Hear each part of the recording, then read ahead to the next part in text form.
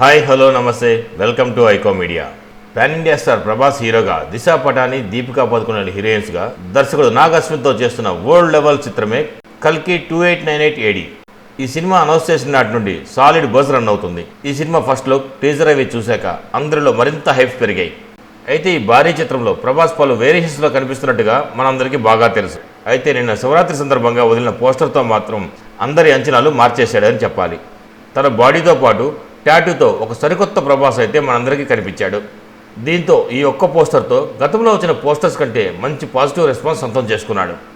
దీంతో వరల్డ్ లెవెల్లో ఈ సినిమా భారీగానే విజయం సాధిస్తుందని ప్రభాస్ ఫ్యాన్స్ మరియు మూవీ లవర్స్ కూడా అనుకుంటున్నారు. ఇక మున్ముందు ప్రభాస్ ఎలాంటి ట్విస్ట్ ఇస్తాడో చూడాలి. ఈ చిత్రం వైజయంతి మూవీస్ బ్యానర్ పై అశ్విని దత్ గారు నిర్మిస్తున్నారు.